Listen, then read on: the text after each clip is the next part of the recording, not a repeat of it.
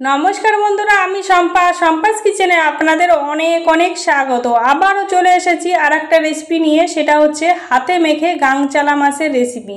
এই রেসিপিটা আমি কিভাবে তৈরি করি সেটাই আজকে আপনাদের সঙ্গে শেয়ার করব। চলুন তাহলে দেখে নিই আমি এই রেসিপি কিভাবে তৈরি করছি। তার জন্য আমি এখানে নিয়ে নিয়েছি গাংচালা মাছ। এখানে 300 গ্রাম মাছ আছে। মাছটাকে আমি ভালো করে পরিষ্কার করে ধুয়ে নিয়ে নিয়েছি।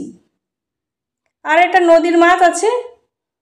এখানে একটা মশলা তৈরি করে নেব। নিয়ে নিলাম একটা মিক্সচার জার, আর নিয়ে নিলাম 7 টুকরো আদা, আর নিয়ে নিলাম একটা রসুন ছাড়িয়ে নিয়েছিলাম সেটাই নিয়ে নিলাম, আর একটা পেঁয়াজ আমি কেটে রেখেছিলাম সেটাই নিয়ে নিলাম, আর একটা টমেটো আমি 4 ফালি করে কেটে রেখেছি সেটাই আমি নিয়ে নিলাম, আর নিয়ে নেব আমি 5টা শুকনো লঙ্কা, আর এখানে 1 চামচ নিয়ে নেব জিরের গুঁড়ি।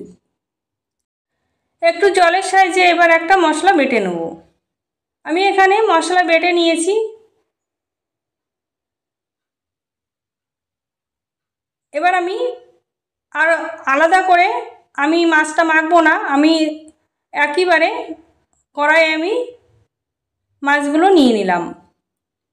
মাছগুলো নেওয়া হয়ে গেলে এবার দিয়ে দেবো আমি 1/2 চামচের থেকে একটু বেশি দিয়ে দিলাম নুন,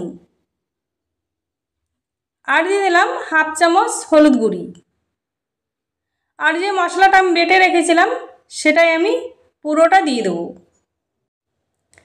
আর দিয়ে দেবো 3 থেকে 4 চামচ কাঁচা সর্ষের তেল। তেলটা দেওয়া হয়ে গেলে ভালো করে 2 থেকে 3 মিনিট ধরে মাছটাকে মশলার সঙ্গে মেখে নিতে হবে। এখানে আমি কোনো জলের ব্যবহার করছি না। ভালো করে আমার মাখানো হয়ে গিয়েছে। এবার আমি রেস্টে রেখে দেবো 1 ঘন্টার জন্য। আমি ঢাকা চাপা দিয়ে রেখে দেবো। 1 ঘন্টা পর আমি গ্যাসের চুলার ওভেনে বসিয়ে দিয়ে মিডিয়াম টু লো আছে রেখে হতে দেব 20 মিনিটের জন্য। 20 মিনিট পর ফিরে এলাম, ঢাকাটা খুলে নেব। এবার আলতো হাতে একটু নাড়িয়ে নেব। কতটা সুন্দর হয়েছে দেখুন। দেখতে কিন্তু যতটা সুন্দর হয়েছে খেতে কিন্তু তার থেকে বেশি সুন্দর হয়েছিল। এটায় আর কোনো মশলা আমি দেব না, এইভাবেই বেশি সুন্দর হয়েছিল। আমি এইভাবে বানিয়ে থাকি। এবার আমার একদম রেডি, তৈরি হয়ে গেছে গাংচালা মাছের রেসিপি।